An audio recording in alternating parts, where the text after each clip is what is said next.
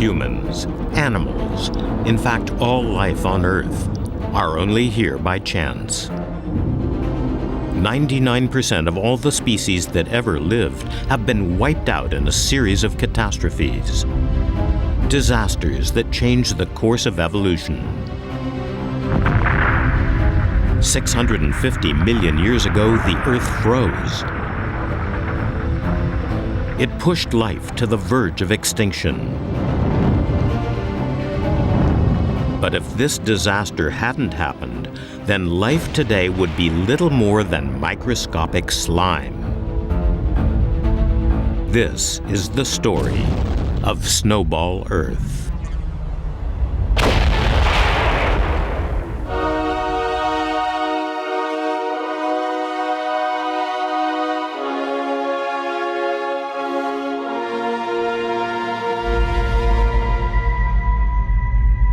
It's almost impossible to comprehend the immense timescale of our planet's lifetime. So imagine the whole of Earth's history compressed into a single day. At midnight on our clock, 4.5 billion years ago, the planet was born. Minutes later, the protoplanet Theia smashed into the infant Earth.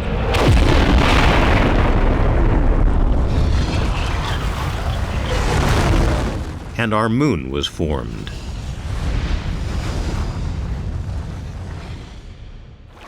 At 4 a.m., the first primitive life appeared.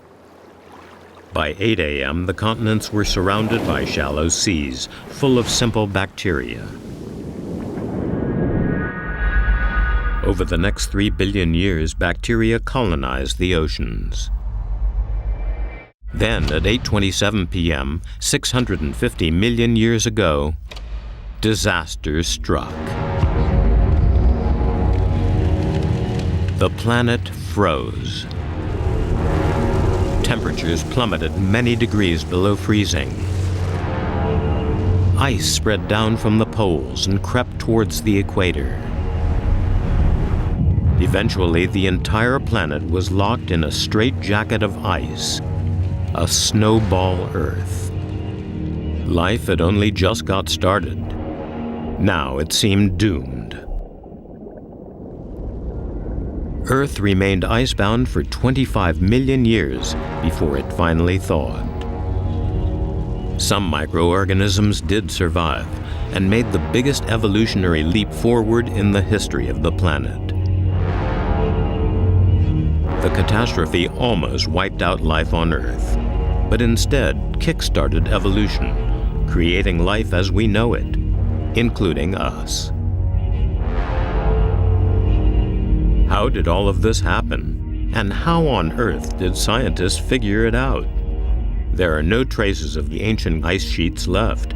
They're long gone. But there are still clues that can tell us about this dramatic ancient ice age.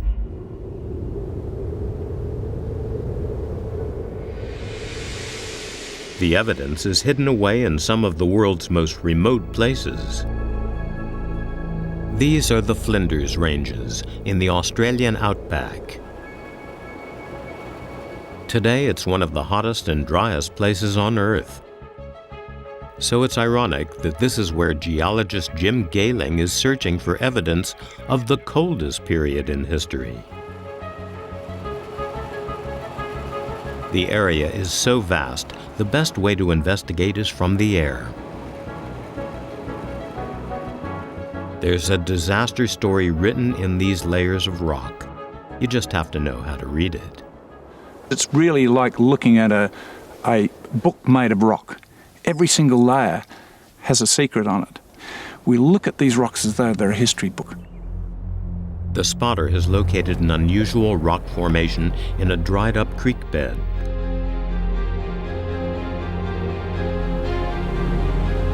It's the evidence Gehling has been looking for. A 650 million year old rock called a dropstone. A dropstone is an exotic piece of rock. They shouldn't be mixed in with mud and sand. They should be together in boulder beds or gravel beds. But there they sit. The rock may look insignificant, but it's a major clue to the powerful forces that created the frozen world of Snowball Earth. This rock shouldn't be here. It's sitting in a rock composed of mud, silt, sand, and gravel. And normally that's impossible. The dropstone has been transported here from thousands of miles away. There's only one force that can carry rocks like this around the globe, and that is ice.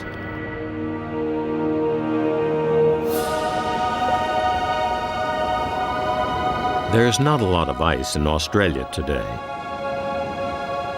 So to investigate how ice could have moved rocks around the world in the ancient past, glaciologist Shad O'Neill scales the sheer walls of the Matanuska Glacier in Alaska. It's the closest we can get to our distant icy past. It's much smaller than the ancient glaciers, but it still operates in the same way. We're taking a look at the rocks that are being transported down the valley by the glacier. And to do that, we need to go down there.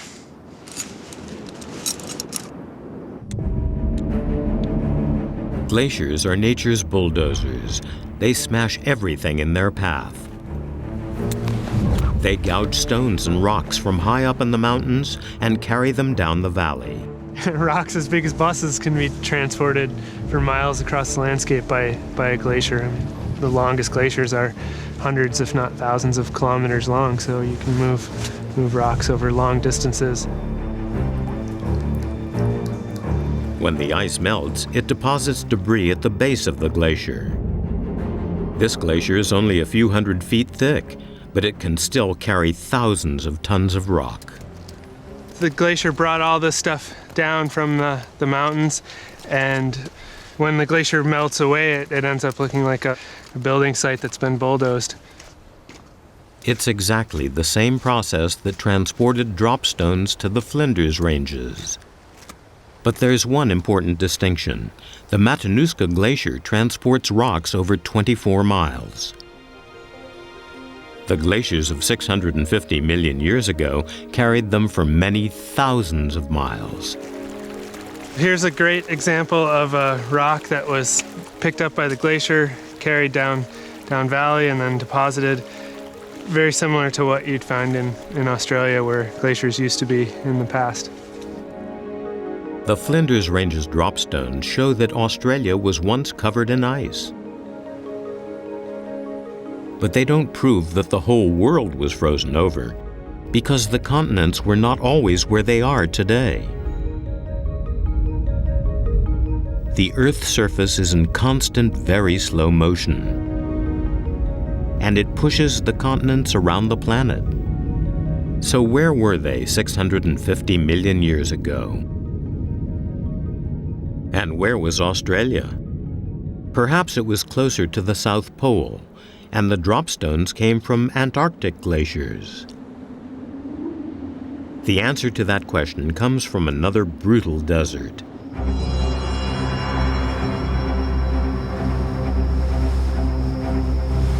Death Valley in the American Southwest. Geologist Joe Kirschvink coined the term Snowball Earth. He's been gathering evidence to prove it actually happened for the past 2 decades. Death Valley has a series of rocks that are extremely important for understanding Earth history. It's a treasure chest.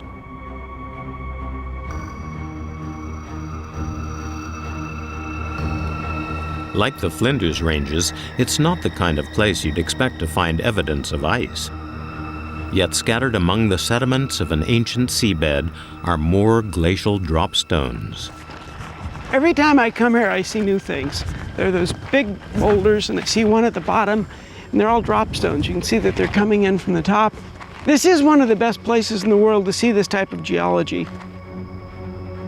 The dropstones Kirschvink has discovered here date back to the same period as those found in the outback. 650 million years ago, 2 of the hottest places on the planet today, Death Valley and the Australian outback, were covered in ice. And what's more, Kirschvink can tell where these two deserts were at the time of the Big Freeze. The answer is in the rocks themselves. Every rock has a unique magnetic signature that enables scientists to zero in on their point of origin with great accuracy. To study this signal, Kirschvink drills cores from the rocks containing the drop stones and measures their magnetic field. The Earth's magnetic field is formed by electric currents flowing in the middle of the planet. The pattern of that field allows us to measure the latitude that a rock forms at. Once they know the latitude at which a rock formed, scientists can figure out where on the planet it came from. When a glacier dumped these drop stones here, Death Valley was inside the tropics. Rock cores from drop stones in the Australian outback had an even more stunning tale to tell. A group started studying the magnetism in the Flinders Ranges, and they thought they had a very stable magnetization. That they said, well, wait a minute, something might be relevant there. The rock's magnetic signal revealed that 650 million years ago, Australia had been in a completely different place than it is today. When the planet was in the grip of the Big Freeze, Australia was near the equator. Here was the proof the scientists were looking for. It was wonderful. It was the first time anywhere that we had proven that the glaciers were on the equator.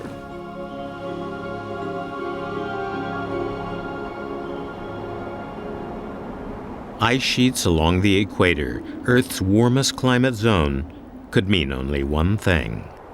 If you have ice at the equator, then the whole of the globe must have been covered by ice. And so you have to envisage a completely white planet, a giant snowball. The planet was locked in a deep freeze by the greatest ice age in the history of the Earth. The entire Earth would have looked like Antarctica looks today. Even areas as desolate like this in Death Valley with nothing on it would be under several hundred meters of ice. What was to become of the single-celled organisms trapped beneath the thick crust of snow and ice? Their future was not a bright one. This was the greatest ice age that this planet has ever known. You have to imagine a planet whose oceans were not only capped by ice near the poles, but that ice had grown across the entire planet and all but shut down its living systems. 650 million years ago, the planet was shutting down. Life on Earth seemed destined for total extinction. Somehow, something had plunged the whole planet into a catastrophic deep freeze. The question was what? 8:27 p.m. on our 24-hour clock, representing the history of the Earth. 650 million years ago, the planet faced climate catastrophe, a global deep freeze. But what made it happen? Snowball Earth wasn't the first time the planet was frozen, and it wouldn't be the last. Our planet is struck by an ice age roughly every 100,000 years. Ice sheets and glaciers expand, reshaping the landscape, but normally stop before reaching the equator. 650 million years ago, that rule was broken. Most ice ages are triggered by changes in the planet's orbit around the Sun. The further the Earth moves away from its star, the colder it gets. But factors like orbit and rotation aren't enough to explain ice stretching right down to the equator. That would have taken something far more dramatic. The smoking gun turned out to be our atmosphere, specifically greenhouse gases like carbon dioxide. Too much greenhouse gas causes global warming, but normal levels of CO2 provide the Earth with a moderate climate. A greenhouse gas is any kind of gas which has the capacity to convert the sun's rays into heat. These gases are amazingly effective, making this planet the warm planet that it is today. But it's a delicate balancing act. If levels of CO2 grow too high or too low, the climate will spiral into chaos.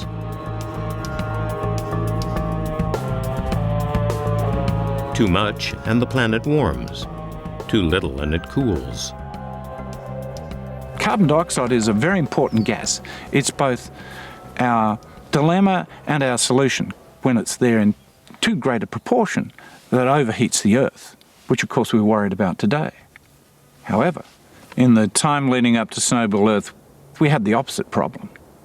There wasn't enough carbon dioxide, and the Earth began to cool to a point where there was a runaway refrigeration that locked this Earth up in an icy crust. Gehling believes that a drop in carbon dioxide levels caused the Snowball Earth disaster.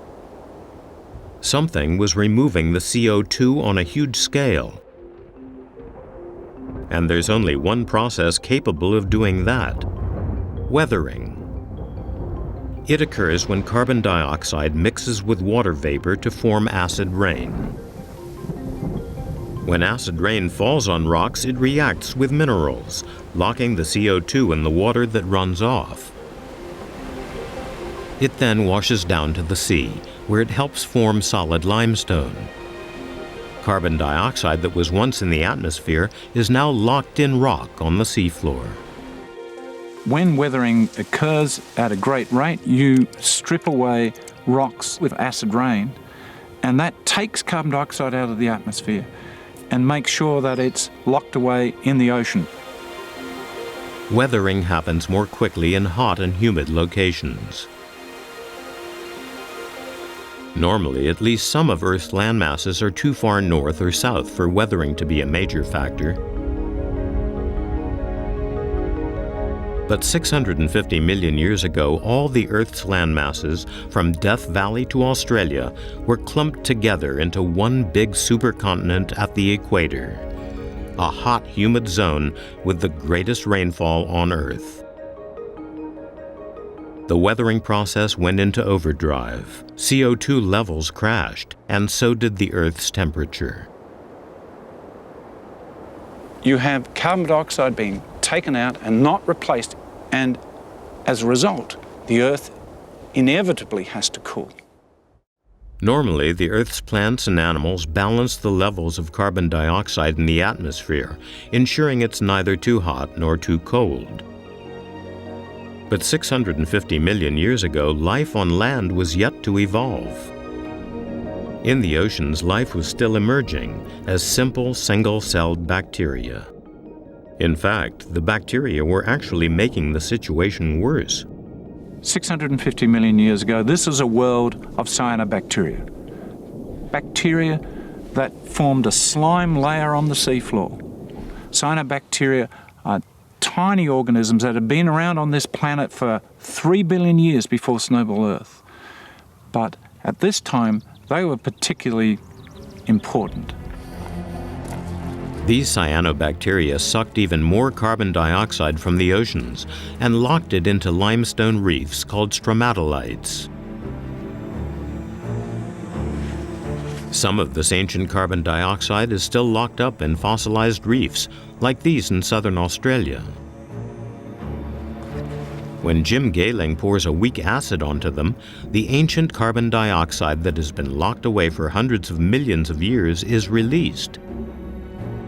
What you'll see is an effervescence. Those white bubbles are carbon dioxide that have been locked up in these stromatolites, being released back into the atmosphere. Rather than stabilizing the carbon dioxide levels, the cyanobacteria were depleting them further. In combination with weathering, they sucked the carbon dioxide out of the atmosphere, and temperatures dropped. Even then, the planet might have avoided a total freeze. Until a catastrophic chain reaction pushed it to the point of no return.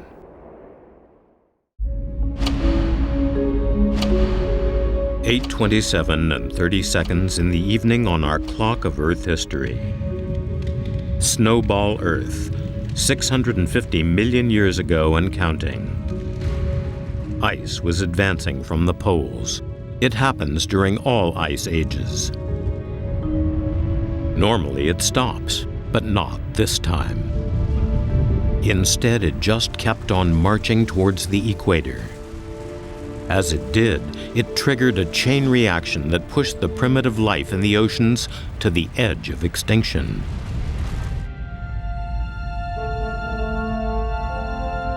The Earth's surface is made up of land, open ocean, and ice. These surfaces all reflect sunlight differently, and that's the key to what happened next.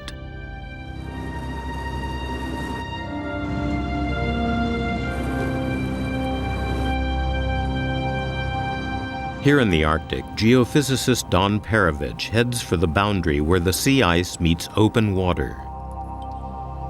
It's a point scientists call the lead edge, and one of the best places to study how the Earth tipped over into the catastrophic deep freeze. This is the place where the ice that's frozen to the shore meets the open Arctic Ocean. But it's more than that. The lead is where there's water, the lead's where there's light, and so the lead's where there's life.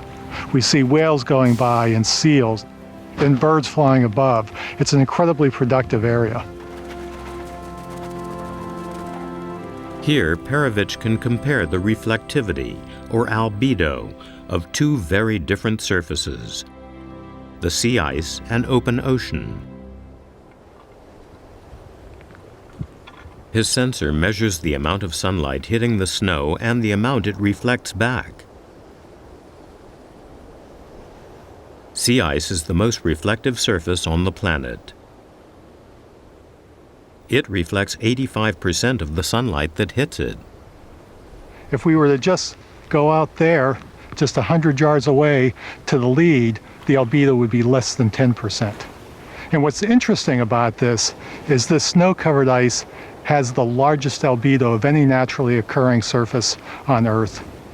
And the open ocean has the smallest. So right here, we have a contrast between the best natural reflector and the worst natural reflector. Open sea reflects very little light back into space. It absorbs the energy in the sunlight, keeping the planet warm. Scientists believe that 650 million years ago, the opposite happened. Earth's best reflector, sea ice, was replacing its worst reflector, sea water. When enough ice had formed, the remaining ocean couldn't absorb enough heat. So the Earth cooled.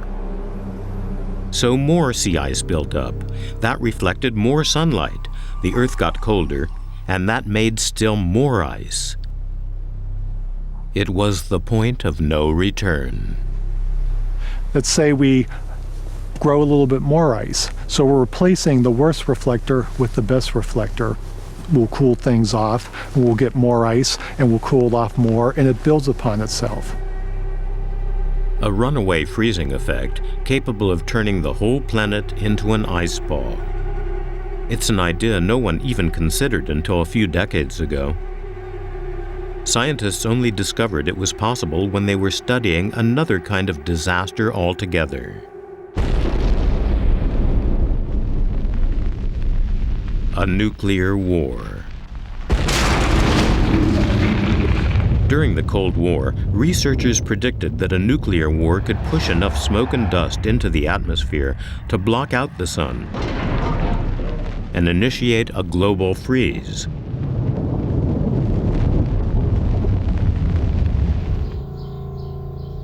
Russian climate modeler Mikhail Bodiko was investigating this scenario when he made a chilling discovery.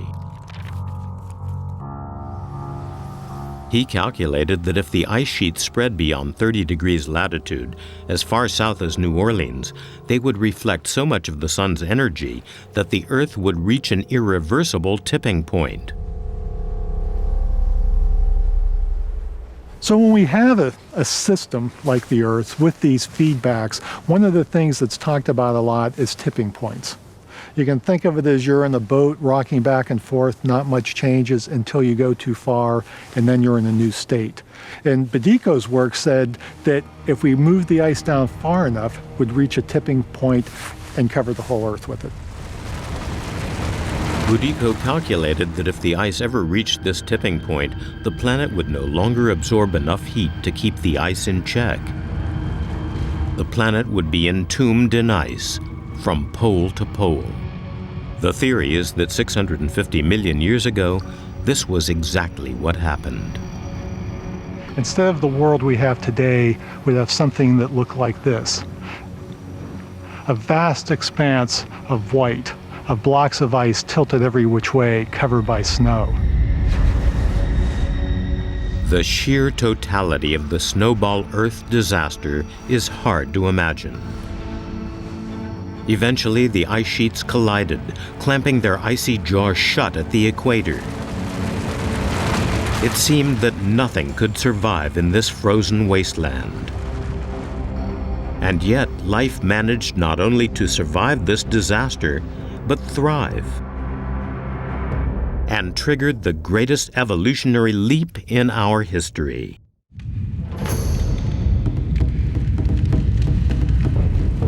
$650 million years ago, 8:28 p.m. on our clock representing the Earth's history. Deep beneath the ice sheets, single-celled organisms, the only life on the planet, faced a tough choice: adapt or die. Bacteria that had evolved over 3 billion years now faced extinction. But what would happen to life if Snowball Earth repeated itself today? Could we survive the same conditions? As ice sheets spread down from the poles, supplies of fresh water would freeze solid. Crops and livestock would perish worldwide. Industry would grind to a halt. You could not run a nuclear power plant long enough to get through the Snowball. Many experts believe that humanity could find ways to live through a short-term ice age. But the odds of surviving a Snowball Earth are next to nothing. If humans ever experience a Snowball Earth, we will quite bluntly be out of control. There is no way we could stop it. It would be easier to live on the surface of Mars, probably, than on the surface of Earth during a snowball. The thick layer of ice covering the planet would become humanity's tombstone. 650 million years ago, the only life facing extinction was single-celled bacteria. Even their survival seemed improbable, but here we are. Life clearly did survive. The question is, how?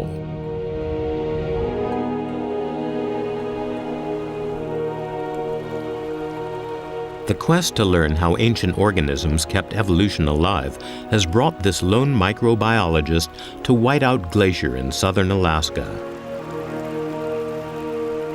Here, Hazel Barton studies how life could survive a global deep freeze. Her mission is to find signs of life in some very dead-looking frozen caves. People used to think that caves were devoid of life, that there was nothing in there. But it turns out they're actually teeming with microorganisms. Barton searches for modern-day microbes living in this ice cave to learn how their ancient ancestors survived the mother of all climate disasters millions of years ago. If you look on the edge of the cave, you can see all the particle dust that's got lodged in the ice. And it creates a surface that the microbes can actually live on. This cave runs underneath the glacier. Inside, it's 4 degrees below freezing. Organisms that live in conditions this harsh are rightly called extremophiles. Barton takes samples of the microbes buried in freezing rock sediments at the base of the glacier. I'm looking for some sediments that might contain microbes and have never been exposed to the heat. So the thing we remember about these bugs is that they love the cold, and they've actually evolved to live in those cold conditions. And because of that, if I was to take them outside right now into the heat of the sunlight, they die. It would be like taking us into the middle of the desert and dropping us off there. Barton believes this cave can shed light on how microbes adapted to conditions during Snowball Earth. The majority of surfaces exposed on Earth would probably have looked something like this. So we're looking at the kind of conditions that organisms that survived that period would have been living on. They're not just living on the ice, they're living in it too. Sunlight penetrates a few feet into the ice, and that's enough for the microbes to flourish. We're still pretty close to the entrance right here, so I think there's definitely a lot of sunlight energy and enough for cyanobacteria to grow on. And they're probably in the ice. They're living in the ice right now.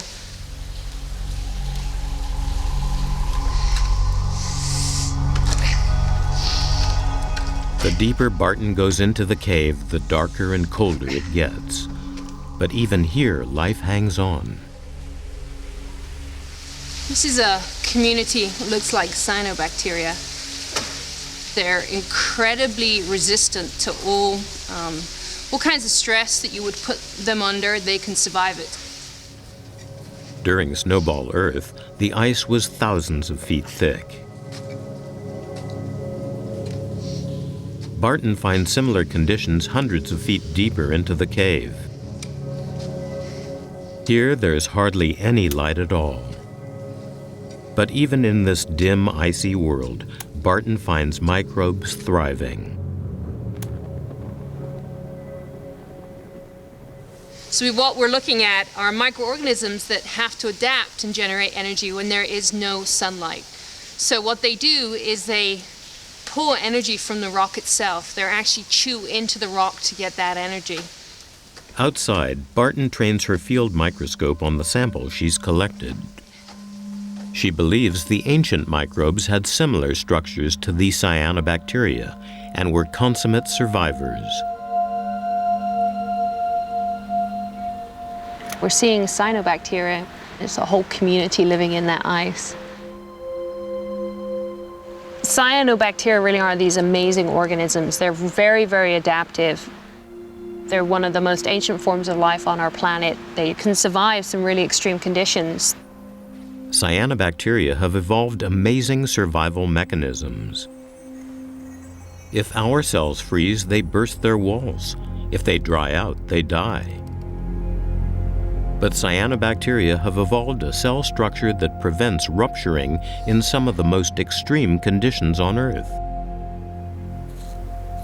They've changed the structure of their DNA so it doesn't get damaged. If you were to take us and dry us, then our DNA would be irreparable.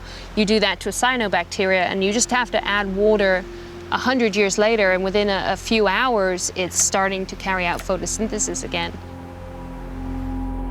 Just as some could cope with dry conditions, others could cope with ice. As the ice rolled over them, most microbes died. But the hardiest survived. Over time, strains evolved that thrived in the cold and dark, to become the ancestors of every living thing on Earth today. Everybody thinks about these global catastrophes like it's going to wipe out all life. And it's like, no, these microorganisms have been going through similar things for billions of years. And they're adaptive and they change. And then they fill the niche that's left behind. Barton's research proves that even in the most extreme conditions, in the ice, in the dark, life finds a way. short of an object the size of Mars hitting the planet, life will go on Earth. And events that we may think are, catastrophic just simply turn over a new leaf and we start seeing a different form of life on Earth. The only reason we are here today is because life adapted and survived. But for life to move on and evolve, the Earth had to melt. But what force could have broken through the 25 million year icy hell? The answer was hidden deep within the Earth itself. But it was about to burst through to the surface.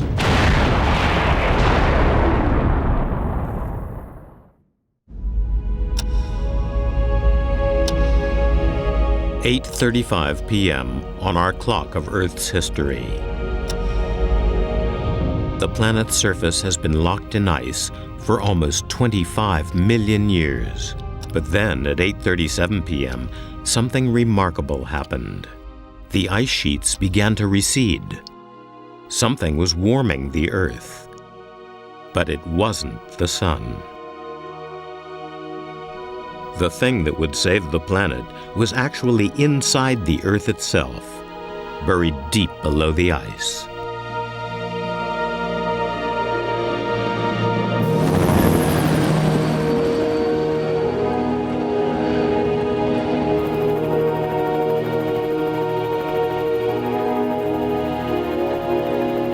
This is Mount Augustine, Alaska, in the Aleutian Islands, one of the most volcanic regions on the planet. Mount Augustine has been active for over 40,000 years and is still erupting today. Volcanologist John Power heads there to learn how volcanoes could have saved us from the global deep freeze. Because volcanoes are the only things on the planet hot enough, strong enough, to thaw a frozen world. We're on our way to Augustine Volcano. It's one of the most active volcanoes in the region. Last erupted in 2006. It all comes to play here at Augustine. A fiery hell lies under Mount Augustine. During the last eruption in 2006, 17 billion tons of molten lava and ash exploded into the atmosphere. So much material spewed out in the blast, the volcano actually increased its own height. We're about 100 feet higher than the summit of the volcano was prior to the eruption. This is some of the newest land in North America. Using his field thermometer, John Power takes the temperature from just below the surface. We've got a temperature of about 95, 96 degrees centigrade. So the summit of the volcano is still very hot. If you wanted to cook some potatoes, fry up some eggs, this would be exactly the spot to do it. Mount Augustine is hot, but it's hard to believe that a volcano, even one this powerful, could punch through an ice sheet several thousand feet thick. Where we are now has been covered with glacial ice as recently probably as 10, 15, 20,000 years ago. This was all underneath a glacier at that point in time. When Power examined volcanic rocks here, he found evidence that 24,000 years ago an eruption smashed its way up through the ice. There is absolutely no problem for a volcano like Augustine or its neighbors to erupt through an ice sheet that could be either several kilometers or several miles thick. We know it's possible because we've seen it happen. In 1996, the Grimsvatn volcano in Iceland erupted right through a glacier. It punched its way to the surface through more than half a mile of ice. The torrents of hot gases and ash blew a giant hole in the glacier. The heat of the eruption was so great it produced a giant melt, where 5 hours of flash floods carried 45,000 tons of water a second. But on a global scale, that's nothing. When the whole world was frozen, a few little holes wouldn't have made much difference.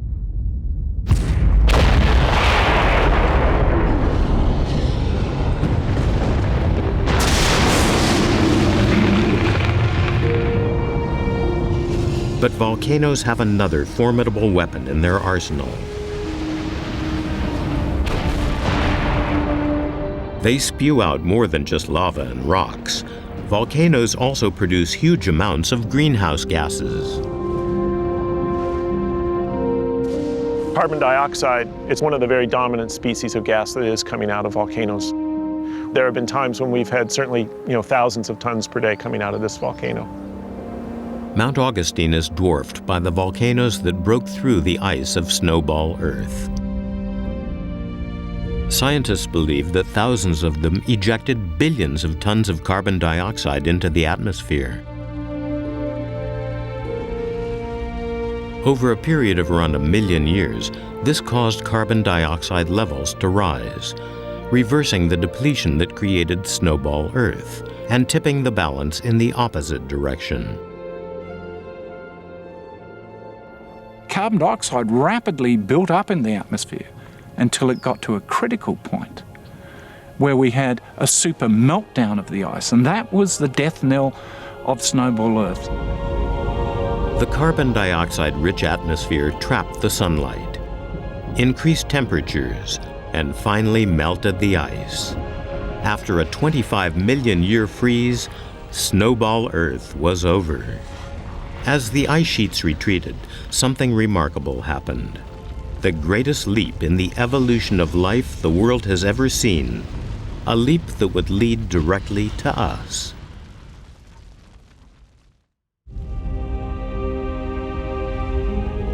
"635 million years ago, the Earth was saved from a global deep freeze by volcanoes.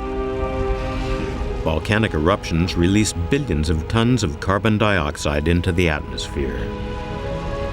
The CO2 captured the heat of the sun, warming the world and melting the ice.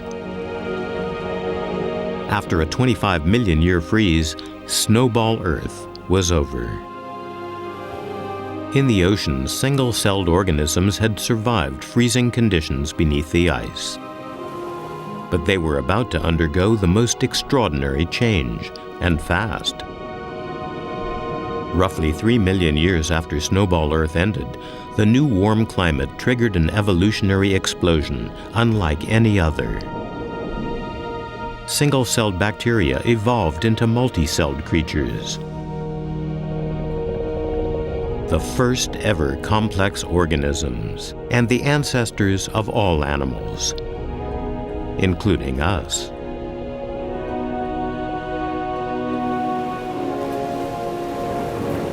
Snowball Earth must have been the closest thing to extinction of early life on Earth that we had. And yet we know creatures survived. And it can't be a coincidence that very soon after the waning stages of this Earth-wide ice age, we get the first large creatures. It really seems as though that series of environmental catastrophes spawned the kind of biology that could give rise to multicellularity. Snowball Earth wasn't a catastrophe for life. In fact, it kick-started evolution. The key to this revolution was oxygen. Before the snowball, oxygen levels were only 1%, too little to support more complex organisms. After the deep freeze, levels rocketed to 21%. Scientists believe the boost in oxygen levels was the result of Ice Age chemistry. During Snowball Earth, the sun's ultraviolet rays reacted with water molecules in the ice to produce a chemical called hydrogen peroxide. This chemical remained locked in the frozen water until temperatures rose and the ice began to melt. The hydrogen peroxide broke down, releasing huge quantities of oxygen into the air and oceans. The quantum leap in oxygen levels now provided the fuel for life to evolve, from single to multi-celled organisms. Global ice ages are really the bookmarks of evolution. It can be no coincidence that the evolution of animals was preceded by the largest ice age that the Earth has ever experienced. The first multicellular organisms were the size of pinheads. These tiny embryonic creatures are the oldest multicellular fossils on the planet. The first links in the evolutionary chain that eventually leads to higher animals and humans. Over millions of years in the new oxygen-rich atmosphere, these creatures became more and more complex.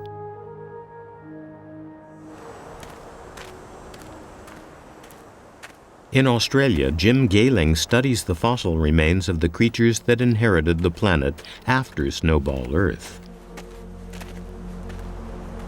After Snowball Earth, we see a revolution in the history of life from the fossil record, because for the first time, we see large creatures, creatures that anyone can see with the naked eye. They are the first animals on Earth. This primitive sea creature is one of the first complex multicellular organisms.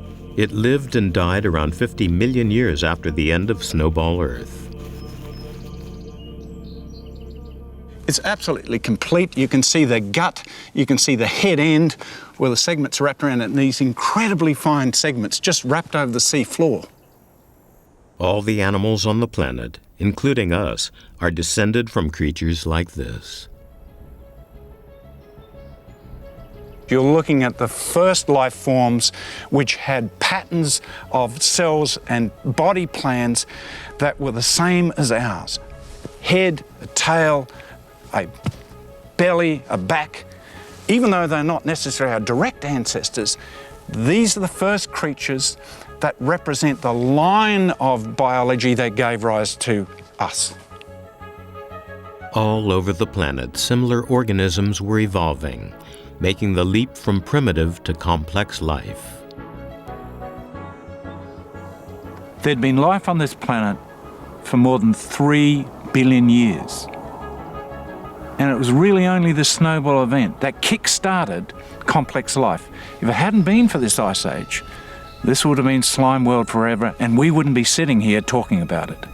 So if you want to put your finger on one point in the history of life that made a big difference, that was Snowball Earth. From slime to all life on Earth in all of its frantic, colorful glory. Every living thing on the planet is likely the direct result of a catastrophic deep freeze that threatened to destroy life on Earth, but ended up creating life as we know it. We owe our existence to the greatest climate disaster the planet has ever known. Without Snowball Earth, we would not be here.